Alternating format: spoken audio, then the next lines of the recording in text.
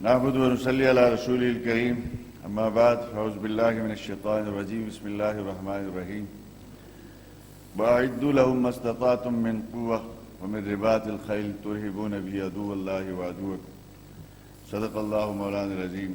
نہایت ہی قابل احترام محترم جناب نصرت مرزا صاحب، ڈاکٹر خلیل صاحب vice chancellor Karakoram international university, stage پہ بیٹھے ہوئے ہمارے اکابرین، انتہائی قابل احترام ہمارے طلباء و طالبات، جس موضوع پہ محترم نصرت مرزا صاحب نے ہم سب کو یہاں پہ آج دعوت دی ہے، ایک تو میں ان کا شکریہ ادا کرتا ہوں کہ کراچی سے یہ تشریف لائے ہیں۔ یہ ہمارے نیشنل لیول کے اور ان قومی سطح کے جرنلسٹوں میں ان کا شمار ہوتا ہے جنہوں نے ہر شعبے میں اپنا لوہا منوایا ہے، اور الحمدللہ ہمیں بڑے فخر کی بات ہے کہ آج وہ گلگت بلتستان تشریف لائے ہیں، اور ہم ان کو گلگت بلتستان میں خوش آمدید بھی کہتے ہیں، اور بیلاق تبصرے کرتے ہیں اور تجزیے کرتے ہیں دفاع کے لحاظ سے، معیشت کے لحاظ سے، ہر شعبے میں، اور یہ ہماری خوش قسمتی ہے کہ وہ ہمارے اس علاقے میں 2-4 دنوں سے پھر رہے ہیں، ہمارے مسائل سن رہے ہیں اور ہماری آواز بننے کی بھی کوشش کر رہے ہیں، تو ہم ان کو بھی مبارکباد پیش کرتے ہیں۔ اور یقیناً آج جس موضوع پہ انہوں نے ہم سب کو یہاں پہ مجتمع کیا ہے، جس میں فتح مبین جو 1965 کی جنگ ہے، ان شہداء کو، ان غازیوں کو خراج عقیدت و خراج تحسین پیش کرنے کے لیے، تو یقیناً جو 65 کی جنگ تھی وہ ایک ہمارے لیے بہت بڑا سبق ہے۔ ہمارے انتہائی محترم کرنل صاحب بھی یہاں اسٹیج پہ تشریف فرمائے، شاید انہوں نے باقاعدہ جنگوں میں فزیکلی حصہ لیا ہو۔ ہم تو ان لوگوں میں سے ہیں کہ جنہوں نے سنا ہے، دیکھا کچھ نہیں ہے، اور پڑھا ہے، اور کبھی میدان جنگ میں جانے کا اتفاق نہیں ہوا، تو ہم 65 کے ان تمام شہداء کو خراج عقیدت پیش کرتے ہیں، اور ان تمام غازیان وطن کو سلوٹ پیش کرتے ہیں جنہوں نے اپنی جسموں کے ساتھ اور اپنی روحوں کے ساتھ اپنی تمام تر جو ہے وہ توانائیاں صرف کر کے اس ملک کی حفاظت کی۔ اس جنگ کے بہت سے واقعات ہیں جو پڑھتے ہیں، ہمیں پڑھنے کو ملتے ہیں، جیسے ایم عالم صاحب کا فرمایا کہ یہ ورلڈ ریکارڈ ہے کہ انہوں نے ایک مختصر سے وقت کے اندر دشمن کے جو ہے وہ بے شمار جہازوں کو مار گرایا۔ آج بھی وہ جہاز لاہور میں آپ جب جاتے ہیں تو مال روڈ کے اوپر، جہاں میونسپل ہماری کارپوریشن کا آفس ہے لاہور کا، پنجاب یونیورسٹی اولڈ کیمپس سے تھوڑا سا آگے جائیں گے تو وہ جہاز چوک پہ کھڑا ہے، وہ ایم عالم کا وہ جہاز ہے جس کے ذریعے سے انہوں نے 65 کی جنگ میں یقینی اور کلیدی فتح جو ہے ہمیں دلائی تھی۔ اب اس وقت ایک جاریت ہوئی، اور اس وقت ہمارے پاس، جیسے نصرت مرزا صاحب نے فرمایا کہ انتہائی کم ہمارے پاس آلات حرب تھے، انتہائی کم ہماری ڈیٹرنس تھی، اور اس کے باوجود آپ نے اپنے سے 100 گنا بڑا دشمن، اپنے سے 100 گنی بڑی جو ہے فوجی طاقت، اپنے سے 100 گنا بڑی معیشت، اس کو جو عزائم تھے اس کو آپ نے خاک میں ملایا۔ اس کے پیچھے کیا راز تھا؟ میرے نزدیک اس کے پیچھے ایک ہی راز تھا۔ اس وقت اسلحے میں ہم کم تھے، طاقت میں ہم کم تھے، عدد میں ہم کم تھے، ہر لحاظ سے کم تھے، لیکن قوم متحد تھی، یکجا قوم تھی، ایک متحد قوم تھی، اور فوج کے پشت پہ جو ہے وہ قوم متحد طور پہ کھڑی تھی، اور اس وقت کوئی دو رائے نہیں تھی، سب یکجا تھے۔ جیسے قرآن مجید کی تلاوت میں نے آپ کے سامنے تلاوت کی تھی، آیات مبارکہ، جس میں اللہ رب العزت نے ہم سب کو، حکومتوں کو، ریاستوں کو یہ حکم ہے کہ اپنی دشمن کے مقابلے میں اپنی بھرپور تیاری رکھیں، اور اس دور میں جو بڑا مضبوط ترین جو ہتھیار ہوا کرتا تھا دشمن سے لڑنے کے لیے، اچھا گھوڑا جو ہے، اور اونٹ، ہاتھی، تو یہ اس وقت حکم ہوا کہ ان کو جو ہے وہ بچا کے سنبھال کر رکھیں تاکہ دشمنوں کے مقابلے میں آپ کی ہیبت اور آپ کی دہشت رہے۔ اب دنیا بدل گئی یقیناً، جو آج کے دور کا ہتھیار ہے، آپ اس آیات کو اس سے تعبیر کر سکتے ہیں، یہ صرف اور صرف ہتھیاروں سے دنیا میں جنگیں نہیں لڑی جاتی، اب دنیا چینج ہو گئی ہے۔ اس وقت بھی مسلمانوں کو جو غلبہ تھا، آپ کو بخوبی علم ہے، آپ سب پڑھتے ہیں، مجھ سے بہتر آپ کو معلوم ہے کہ مسلمانوں کو غلبہ اس وقت تک حاصل رہا جب تک ان کو سائنس اینڈ ٹیکنالوجی میں، علم میں اور عمل میں جب وہ دنیا میں سب سے آگے تھے اخلاقیات میں تو دنیا میں ان کا غلبہ تھا۔ جب سے ہم نے جو تمام تر جو جدید علوم ہیں ان کو پس سے پش ڈالا، ایجادات سے اپنے آپ کو جو ہے دور کیا، اور اس کے بعد اخلاقیات میں ہم گر گئے اور تفرقے میں ہم پڑ گئے، اور اس کے بعد سے پھر زوال شروع ہوا۔ آج جن قوموں کے پاس دنیا میں غلبہ ہے وہ علم کے بدولت ہے، اور اس علم نے ان کو وہ ہنر سکھایا ہے جس کے بدولت جو ہے آج پوری دنیا پہ ان کا نظام بھی چلتا ہے اور ان کی جو ہے وہ اثرات بھی چلتے ہیں۔ لہذا ایک تو 65 کی جنگ سے میرے حساب سے یہ ہمارے لیے سبق ہے کہ اس جنگ میں جہاں قوم متحد تھی وہاں عدد ہماری فوجی لحاظ سے ہم کمزور تھے، لیکن فتح الحمدللہ ہمیں ملی۔ اس کے بعد آپ دیکھ لیں یونیورسٹیز میں، کالجز میں جب بات ہو تو میری ہمیشہ سے یہ گزارش ہے کہ ہمیں اپنی غلطیوں پہ بھی ضرور غور و فکر کرنا چاہیے۔ ہم اگر ایک اچھائی کو لے کے اور اسی کا ڈنڈورا پیٹتے رہیں گے اور اس کے بعد جو غلطیاں ہم سے ہوئی ہیں اس کا ہم جو ہے وہ غور و فکر نہیں کریں گے تو آنے والی جو ہے وہ حالات کا مقابلہ نہیں کر سکتے۔ اس کے بعد آپ کو ایک اور سبق ملتا ہے، 71 کی بھی ایک جنگ ہوئی، اس میں ہمیں شکست ہوئی۔ یہ کوئی اگر کہتا ہے کہ ہمیں فتح ہوئی، کیوں ہوئی آپ کو شکست؟ 65 میں آپ جنگ جیت جاتے ہیں، 71 میں آپ کو شکست ہوئی اور ملک 2 لخت ہوا۔ یعنی آج ہم میں سے ہر چوتھا آدمی چاہتا ہے کہ ہم دلی میں جا کے جھنڈا جو ہے وہ گاڑیں۔ آپ ہر مذہبی جماعت کا بیان پڑھیں تو وہ یہی کہتے ہیں۔ انہوں نے کر کے دکھایا، ہم نہیں کر سکے۔ کیا وجہ؟ 71 کی جنگ میں آپ کے مملکت پاکستان 2 حصوں میں تقسیم ہو گیا۔ جس بنگلہ دیش نے پاکستان بنایا تھا وہ آج وہ بنگلہ دیش وہ پاکستان نہیں ہے۔ کیوں بنا وہ؟ صرف اور صرف ایک وجہ سے کہ ایک قوم، ایک طبقہ جس کے ووٹ کے تقدس کا احترام نہیں کیا گیا، اس کو اس قابل نہیں سمجھا گیا کہ اس کو اقتدار دیا جائے باوجود تمام تر جمہوری راستہ اپنانے کے، اور ان کے اوپر ٹینک اور توپ چڑھا دیے گئے۔ بدلے میں جب جنگ ہوئی قوم 2 تقسیم ہوئے اور ہندوستان نے آسانی سے آپ کے ملک کو جو ہے تیا پانچا کر کے رکھ دیا۔ 65 کی جیتے، 71 کے ہارے، اور اس طرح ہارے کہ ملک 2 لخت کر کے ہم بیٹھے۔ لہذا یہ ہمیں سبق ہے، ہر وہ طاقت جو اس ملک میں آمریت کو مسلط کرنا چاہتی ہے وہ اس ملک کو مزید ٹکڑے کرنا چاہتی ہے۔ ہر وہ سوچ جو اس ملک میں حق کے حاکمیت، حق حکمرانی لوگوں کا تسلیم نہیں کیا جائے گا تو ملک خود بھی ٹوٹنے کا خطرہ ہوتا ہے۔ لوگوں کو یکجا رکھنے کے لیے توپ اور تفنگ نہیں چاہیے، لوگوں کو یکجا رکھنے کے لیے عدل اور انصاف چاہیے۔ جس معاشرے میں عدل اور انصاف ہو اس معاشرے کو دنیا کی کوئی طاقت شکست نہیں دے سکتی ہے، اور اگر جس معاشرے نے طاقت کے بل بوتے پہ حکمرانی کا تصور ہو تو اس میں ہر شخص گلی میں بیٹھ کے جو طاقتور ہے وہاں اپنی حکومت شروع کر دیتا ہے۔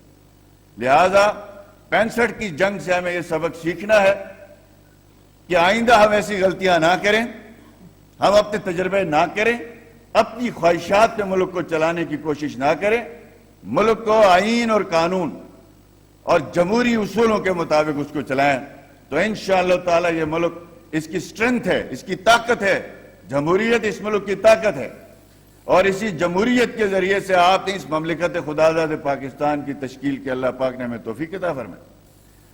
اب یہی تو ایک جنگوں کا ہے۔ الحمدللہ آج آپ دیکھ لیں 71 کی جنگ نے آپ کو سوچنے پہ مجبور کیا۔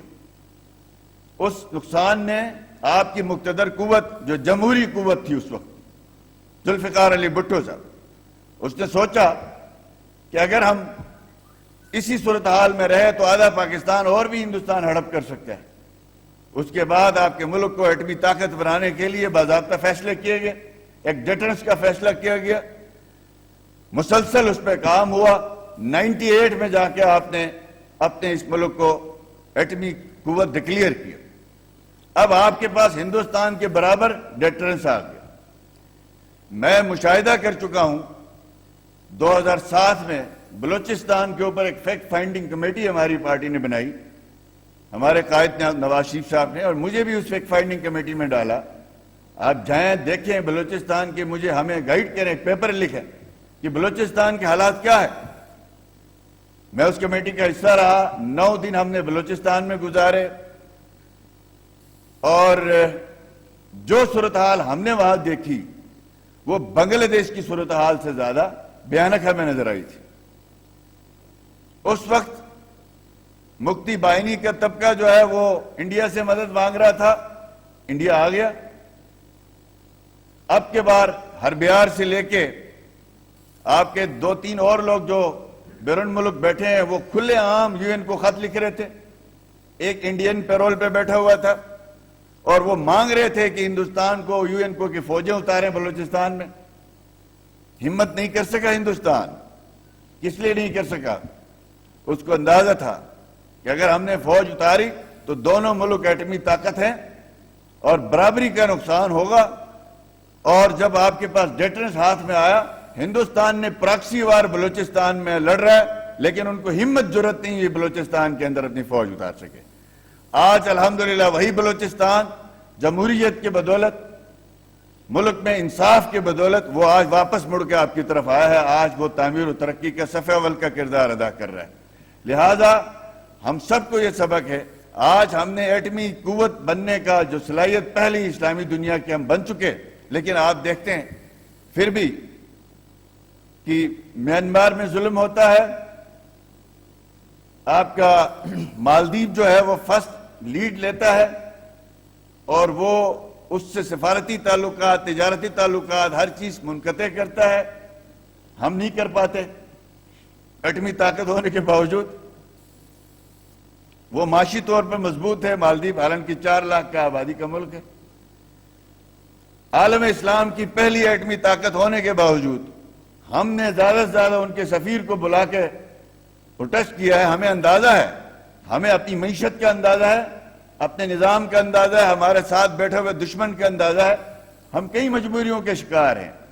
لہذا ایٹمی طاقت بننے کے بعد ہمیں جو سب سے اہم 3 چیز ضرورت ہے، جس سے ہمارا دفاع مضبوط ہوگا، جس سے ہم مضبوط ہوں گے، جس سے دشمن کمزور ہوگا، وہ واحد طریقہ ہے کہ آپ معاشی اور علمی طاقت بنیں۔ اب ہمارے لیے اور کوئی راستہ نہیں ہے کہ ہم صرف کہانیاں قسموں کے ذریعے سے قوموں کو یکجا اور متحد نہیں رکھا جا سکتا۔ لہذا یہ وقت ہے کہ اب ہم اپنی اپنی سطح پہ بیٹھ کے، کوئی جامعہ میں بیٹھا ہے، کوئی حکومت چلا رہا ہے، کوئی پڑھ رہا ہے، کوئی پڑھا رہا ہے، کوئی لکھ رہا ہے، کوئی پڑھ رہا ہے، ان سب کی رسپانسبلٹی ہے کہ قوم کے اجتماعی شعور کی طرف ہم جو ہے وہ اس کو ایسا اجاگر کریں کہ ہم اس مملکت پاکستان کے جس کونے میں رہتے ہیں وہاں ہم یہ کریں، دنیا کے مسلمہ اصول ہیں، کہانیوں سے دنیا میں انقلاب نہیں آتا، کہانیوں سے معاشرے نہیں بدلتے، تقریروں سے، واعظ و نصیحتوں سے سوسائٹیز میں انقلاب کبھی نہیں آیا کرتا۔ سوسائٹیز کو پریکٹیکلی کام کرنا پڑتا ہے، اور یہ آج کا معاشرہ ایسا ہے کہ فرد سے فرد جڑا ہے۔ اب ہر شخص کا اپنا ایک رول ہے۔ انشاءاللہ اللہ کا رب العزت کا لاکھ لاکھ شکر ہے۔ آپ دیکھ لیں جو جنگ ہم نے 65 کے بعد جو لڑی ہے، 71 میں نے آپ کے سامنے عرض کیا، اس کے بعد جو وار اگینسٹ ٹیررزم جو آپ نے لڑی ہے، دنیا کی کسی قوم نے اتنی بڑی جنگ نہیں لڑی۔ ہماری کسی جنگ میں بریگیڈیئر لیول کا افسر شہید نہیں ہوا، نہ 65 میں، نہ 71 میں، نہ کارگل میں۔ یہ جو جنگ اس وقت آپ لڑ رہے ہیں، اس میں 2 لیفٹیننٹ جنرل آپ کے شہید ہو چکے ہیں، 3 میجر جنرل آپ کے شہید ہو چکے ہیں، 22 بریگیڈیئر آپ کے شہید ہو چکے ہیں، آپ کے 7,000 سے زیادہ ہمارے فوجی جوان جو ہے وہ شہید ہو چکے ہیں۔ کسی جنگ میں آپ کی 10,000 سے زیادہ سول کیجویلٹی نہیں ہے۔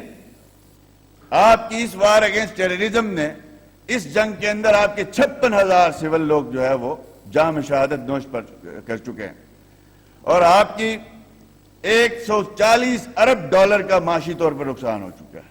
آخر یہ جنگ ہمیں کیوں لڑنی پڑی؟ یہ سوچیں، ہمیں غور کرنا چاہیے۔ یہ ماحول کس نے بنایا اس ملک میں؟ کون ذمہ دار تھا؟ یعنی آپ کو 65، 71 اور کارگل سے بھی بڑی جنگ آپ کو لڑنی پڑی، اس سے بھی زیادہ آپ کو نقصان اٹھانا پڑا۔ کس کے خلاف؟ انٹرنل دشمن کے خلاف۔ وہ انٹرنل دشمن کیسے پنپا؟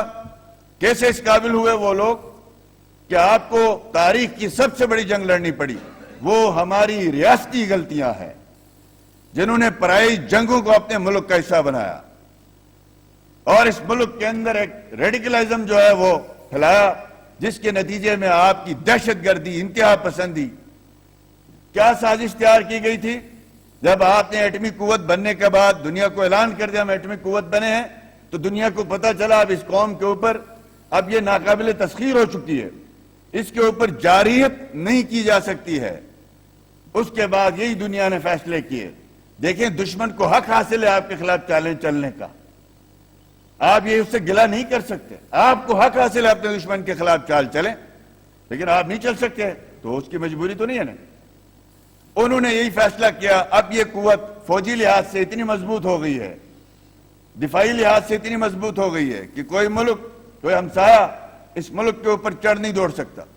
لہذا اس وقت دنیا کے جو تھنک ٹینک ہیں ہمارے دشمنوں کے، انہوں نے یہی سوچا اب اس ملک کو انٹرنل وار میں پھنسایا جائے۔ وہ انٹرنل وار کیا تھی؟ اس ملک کے اندر مذہب کے نام پہ، فرقے کے نام پہ مسلح تنظیمیں بنا دی گئی۔ بنی کہ نہیں بنی؟ آپ سب نے دیکھا، مسلح تنظیمیں، ملیشیا ان کا نام، وردیاں مسلح، فرقوں کے نام پہ قتل عام، لسانیت کے نام پہ تنظیمیں بنی، ان کو پیٹرنائز کیا گیا باقاعدہ۔ یہ کراچی کے اندر یہ جو ایم کیو ایم بنی معذرت کے ساتھ، جو خون خرابہ ہوا جنرل پرویز مشرف کے آشیرواد کے ساتھ ہوا، اس نے اپنے اقتدار کو بچانے کے لیے کراچی کے اندر دہشت گردوں کو کھلی چھٹی دی، اور ہم سمجھتے ہیں کہ جناب نہیں جی وہ بہت اچھا آدمی تھا۔ 12 جو آپ کا مئی ہے، کیا آپ نے نہیں دیکھا جب آپ کی ریاست کے اندر بیٹھے ہوئے افراد دہشت گرد قوتوں کو اس طریقے سے اگر سپورٹ کریں گے؟ جس جنگ کو آپ نے 70,000 سے زیادہ آپ نے شہادتیں دی، وہ کون سی جنگ تھی؟ وہ کسی دشمن نے آپ کے اوپر مسلط نہیں کی تھی، وہ ہم نے اپنے حالات کی وجہ سے ایسے لوگ پال کے رکھے۔ آج ہم سب کے اس گلگت بلتستان کو ہی لے لیں، گزشتہ 5 سال کے اندر ہماری حکومت آنے سے پہلے 382 لوگ اس گلگت شہر میں مذہب کے نام پہ قتل ہوئے۔ آج کیوں نہیں ہو رہے؟ ریاست بھی وہی ہے، افراد بھی وہی ہے، ارادے بدل کے، نیتیں بدلی، قوم نے فیصلہ کیا، ریاست نے فیصلہ کیا ہم ان چیزوں کو ٹالریٹ نہیں کریں گے۔ لہذا اب وقت کا تقاضا ہے کہ آئندہ اس طرح کی سوچ جو ایک دنیا کا یونیورسل ٹروتھ ہے، تشدد صرف ریاست کا حق ہے، یعنی فوج، پولیس، وائلنس کا حق جو ہے وہ صرف ریاست کے پاس ہے، اور کسی تنظیم کو، کسی فرد کو، کسی آرگنائزیشن کو اگر آپ یہ حق دیں گے تو خدا نخواستہ آپ جنگوں سے بھی زیادہ آپ اپنا نقصان کریں گے۔ لہذا یہ مسلم اصول ہے، ہم سب کو یہ عہد کرنا چاہیے، ہم اپنے اپنے شعبے میں اتنی محنت کریں، اپنے ملک کے لیے کنٹریبیوشن کریں، اپنے علاقے کے لیے کنٹریبیوشن کریں، اپنے شعبوں میں نمایاں خدمات سر انجام دیں، اور ہم جو حکومتوں میں بیٹھے ہوئے لوگ ہیں، ہمارا فرض ہے آپ کے ٹیلنٹ کو سپورٹ کریں، آپ کو مواقع فراہم کریں، اور آپ آگے بڑھیں، اور آپ آکے ملکوں، ریاستوں کے اندر وہ بہتری لائیں جو ہم لوگ نہیں لا سکے، ہمارے بعد آنے والے ہم سے اور بہتری کر کے دکھائیں۔ لہذا دفاع وطن کا سب سے بہترین تقاضا یہ ہے کہ مملکت کے اندر انصاف ہو، جسٹس ہو، طاقت کی حکمرانی نہ ہو، قانون کی حکمرانی ہو۔ جیسے قائد اعظم نے فرمایا ویسے اگر ہم پاکستان کو چلائیں، اپنی سوچ، اپنی منشا کے مطابق اس پاکستان میں تجربے نہ کریں۔ آئے روز ہم اس ملک کے اندر نتے تجربے کرتے ہیں۔ ہمارا ہمسایہ ہے ہندوستان دشمن، جس دن سے وہ آزاد ہوا ان انٹرپٹڈ ان کا ایک ڈیموکریٹک سسٹم چل رہا ہے۔ ہمارے ساتھ چائنا ہے، وہاں آپ چلے جائیں، جس دن سے وہ آزاد ہوئے ایک پارٹی کی حکومت آج بھی تسلسل کے ساتھ چل رہی ہے۔ لوگ ہم سے پوچھتے ہیں وہ چین اتنا آگے چلا گیا، وہ یہ کرتا ہے آپ کیوں نہیں کرتے؟ وہ یہی بھی کرتا ہے، آپ وہاں جا کے دیکھیں، ایک پارٹی کی حکومت ہے 72 سال سے ان انٹرپٹڈ، وہاں دوسری پارٹی بن نہیں سکتی۔ آپ کے ساتھ ہندوستان، یہ افغانستان، یہ جنگوں کا پوری دنیا کا جو ہے مرکز ہے کہ نہیں ہے؟ آج اس ملک میں دیکھیں ایک صدر نے اپنا 6 سالہ ٹینیور پورا کیا کرزئی نے، اس کے بعد اشرف غنی صاحب کا دور آ گیا، وہ 6 سال پورے کرے، وہ استحکام کی طرف جا رہا ہے، ہم عدم استحکام کی طرف جا رہے ہیں۔ کیوں ہماری یہ ذاتی خواہشات اتنی ہیں؟ یعنی جس کی خواہش ہوتی ہے وہ کہتا ہے ریاست کو الٹا دو، حکومت کو گرا دو، اس کو چلتا کر دو، سارا ٹھیک ہو جائے گا۔ یہ سوچ ختم ہونی چاہیے۔ اس سوچ کے ساتھ یہ ملک ترقی نہیں کر سکتا۔ ہم ان سیاسی لوگوں میں سے نہیں ہیں، ہم ان ورکروں میں سے نہیں ہیں کہ کبوتر کی طرح آنکھیں بند کریں جی ہمارا تو کام چل رہا ہے جی چلنے دو، ایسا نہیں ہے۔ ہم سمجھتے ہیں کہ گلگت بلتستان کے ہر فرد کا دل پاکستان کے ساتھ دھڑکتا ہے، اور ہم وہاں کی تبدیلی یہاں اس کے اثر انداز ہوئے بغیر نہیں رہ سکتے۔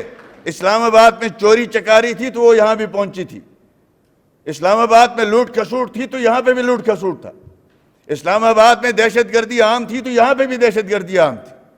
جب وہاں یہ چیزیں کنٹرول ہوئی تو الحمدللہ یہاں پہ بھی چیزیں کنٹرول ہوئی۔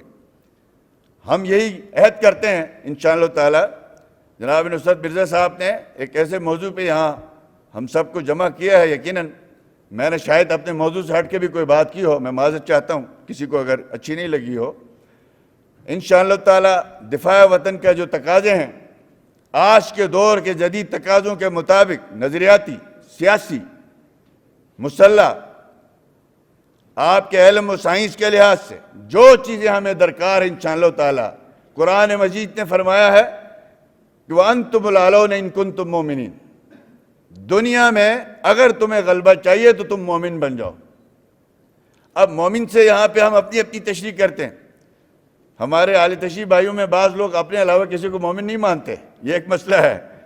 میں اپنے آپ کو مومن مانتا ہوں، آپ کو مومن نہیں مانتا، جبکہ قرآن کی تشریح مومن کی یہ نہیں ہے کہ وہ 5 وقت کی نماز پڑھتا ہو، وہ جو ہے وہ سجدگار کے سامنے بیٹھا ہو، وہ روزے رکھتا ہو، صرف یہ نہیں اس کے لیے، اس کے لیے کہ وہ چوری سے باز آتا ہو، اس کے اندر استقامت ہو، اس کے اندر ولولہ ہو، اس کے اندر جوش ہو، اس کے اندر جو ہے وہ خدا کی ذات پہ یقین ہو، اس کے اندر ایمان ہو، مظلوم کا ساتھ دینا، ظالم کا ہاتھ روکنا ہے، اور وہ جو آپ کی ایمانیت کا جذبہ آئے گا تو قرآن نے آپ سے وعدہ کیا ہے۔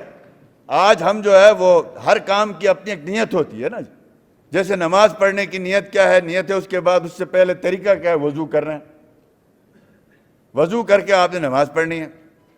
اسی طریقے سے دنیا میں ریاستوں میں غلبہ حاصل کرنے کے لیے بھی اللہ نے آپ کو ایک طریقہ بتایا ہے، بہتر حکمرانی، انصاف، جسٹس، سائنس اور ٹیکنالوجی میں ترقی، دور جدید کے علوم میں آپ کو مکمل مہارت، یہ جب آپ کے اندر ہوں گے آپ پھر نماز بھی پڑھ لیں گے، آپ تہجد بھی پڑھ لیں گے، آپ ایمان کی طرف بھی جائیں گے، تو یہ چیزیں سونے پہ سہاگا ہوں گی۔